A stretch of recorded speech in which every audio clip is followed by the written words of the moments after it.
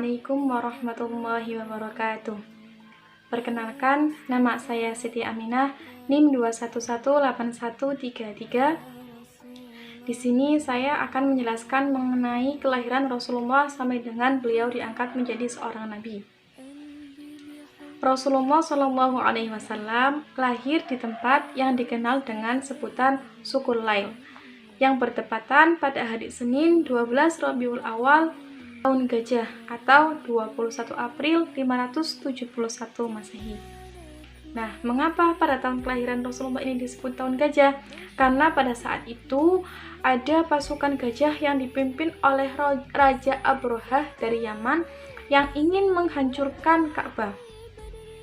Rasulullah Shallallahu Alaihi Wasallam lahir dalam keadaan yatim karena pada saat beliau masih dalam kandungan ibundanya, beliau sudah ditinggal wafat oleh ayahandanya, yaitu Sayyid Abdullah. Dalam kehidupan sosial masyarakat Arab berkembang sebuah tradisi bahwa jika ada seorang bayi yang lahir, maka dia akan disusukan kepada orang lain. Nah, hal yang sama juga terjadi pada bayi Rasulullah. Kemudian datanglah Halimah untuk menyusui dan membawa bayi tersebut ke rumah Halimah.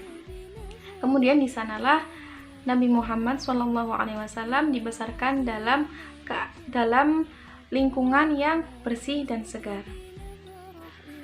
Masa pengasuhan dan penyusuan Rasulullah oleh Halimah berlangsung selama 2 tahun. Kemudian setelah 2 tahun, Halimah mengembalikan Nabi Muhammad ke ibundanya. Namun atas kehendak Sayyidah Aminah, beliau ingin agar Kanjeng Nabi diasuh kembali oleh Sayyidah Halimah. Hal itu agar pertumbuhan dan perkembangan Rasulullah lebih matang. Nah, kemudian pada usia 4 tahun terjadi peristiwa yang istimewa pada Rasulullah.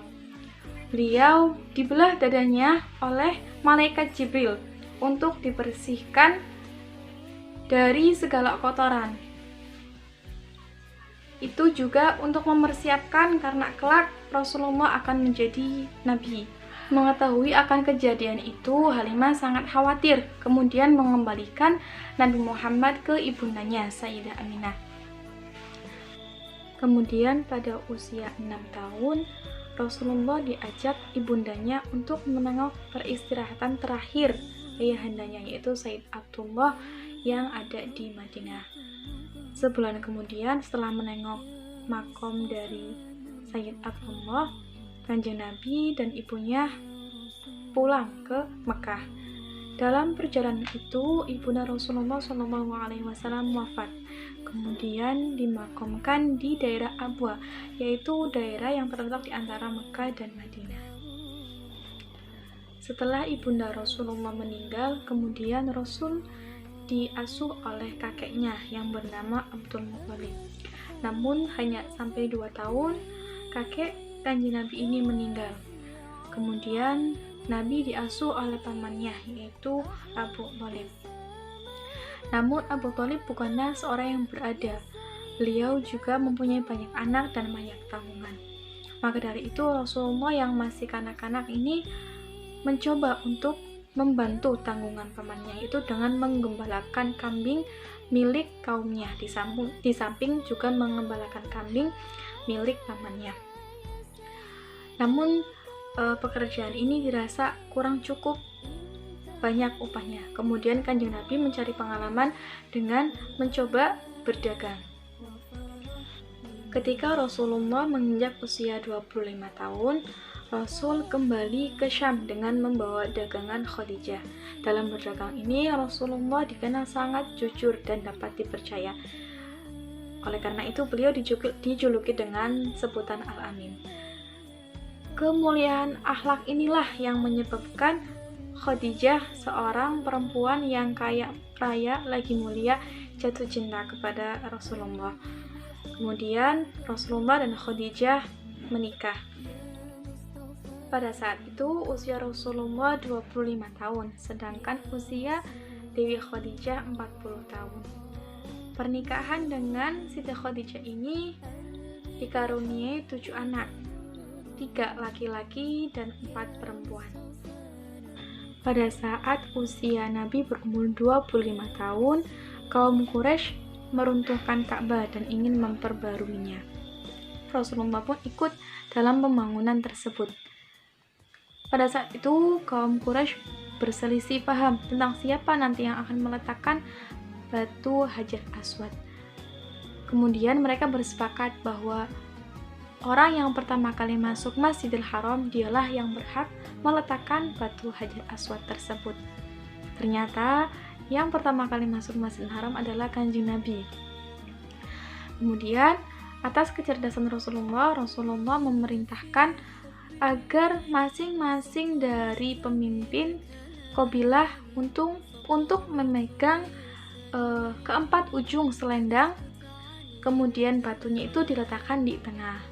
Nah, jadi nanti masing-masing dari kabilah itu mengangkat ujung selendang itu, 4 sisi itu, kemudian batunya diletakkan di tengah. Nanti Rasulullah sendiri yang mengangkat batu Hajar itu.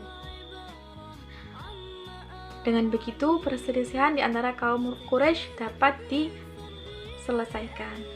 Peristiwa turunnya wahyu pertama dimulai ketika Rasulullah bermimpi melihat belahan cahaya subuh. Dari situ Rasulullah mulai merasa ingin selalu menyendiri. Kemudian beliau pergi ke Gua Hira. Dari mulai berjam-jam kemudian berhari-hari, setiap malam beliau selalu beribadah atau bertahanus berdiam diri di Gua Hira tersebut.